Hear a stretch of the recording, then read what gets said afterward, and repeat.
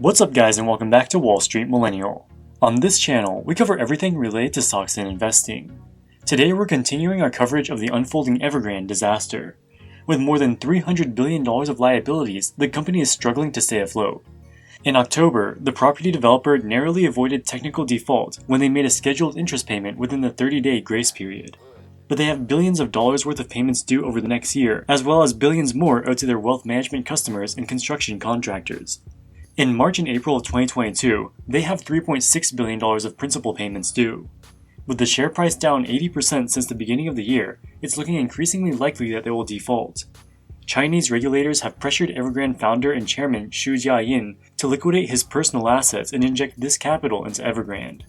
The Chinese state media reports that to date, he has liquidated $1.1 billion worth of assets for this purpose.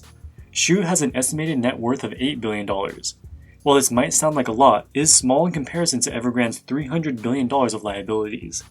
In this video, we'll look at why Xu is selling his personal assets and whether or not this will be enough to save the company he founded. Pretty much all corporations, including Evergrande, are considered limited liability corporations.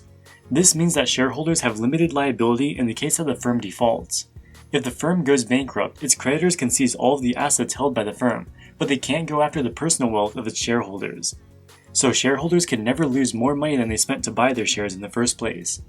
This is why a stock price can never be less than zero, even if the company has negative shareholders' equity on their balance sheet. So how does this relate to Evergrande? Just a few years ago, Evergrande founder and chairman Xu Jiayin was the richest man in China, with a net worth of $45 billion US. The substantial majority of his wealth was held in Evergrande stock. But over the years, he did sell some of his stake in the company. Also, until its problems started arising last summer, the company paid out large dividends to its shareholders. Given how big Xu's stake in the company was, he collected billions of dollars worth of dividends over the years. He used this money to buy 3 super luxury apartments in Hong Kong, which are worth about $100 million each.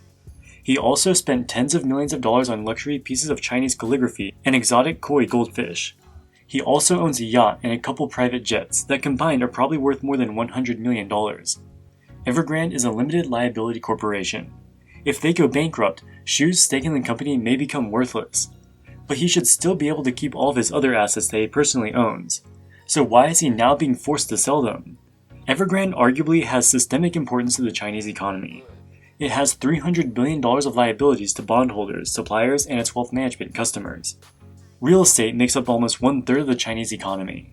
If Evergrande is allowed to completely collapse, it could very well cause a financial crisis and plunge the country into a deep recession. Many economists and market observers think the Chinese government will be forced to bail out the company to avoid a disorderly collapse. The last thing they want to do is create a Lehman Brothers situation. But at the same time, the Chinese government doesn't want to be viewed as bailing out a massive company at the expense of the taxpayer. Now that Xu Jiayin is liquidating a substantial portion of his assets to provide liquidity to Evergrande, this gives the government some wiggle room for a potential future bailout. If they structure the bailout in a way that wipes out the common shareholders and leaves the founder substantially poorer, they can legitimately tell the public that they weren't bailing out the billionaires. So far, Xu has liquidated $1.1 billion worth of his personal assets to contribute to Evergrande. Much of this came from his personal real estate holdings in Hong Kong. He still has his yacht, which could potentially bring in another $60 million. Besides real estate and yachts, his other significant assets include Chinese calligraphy and exotic koi fish. While he may have spent tens of millions of dollars on these items, they'll probably sell for much less than this if they are fire sold at auction. Bloomberg estimates that his net worth is about $8 billion. He's already sold $1.1 billion worth of assets. He probably sold his most liquid items first, so what remains are things such as his calligraphy collection, which are much more difficult to value. Even if he sells everything he owns, he might only receive half of their original value at an auction fire sale. So let's say he can provide $4 billion worth of cash to Evergrande. Would this be enough to save Evergrande? Unfortunately, the answer is no, and it's not even close. The company has about $8 billion of principal and interest payments due through the end of next year. They also have billions of dollars in liabilities to suppliers, contractors, and wealth management customers. In total, they'll need to come up with well over $10 billion of cash just to get through 2022. The company has almost no cash right now and is struggling to pay their bills at the end of each grace period. But perhaps the most concerning aspect of the current situation is that their revenue has ground to a near halt and they are burning cash every day.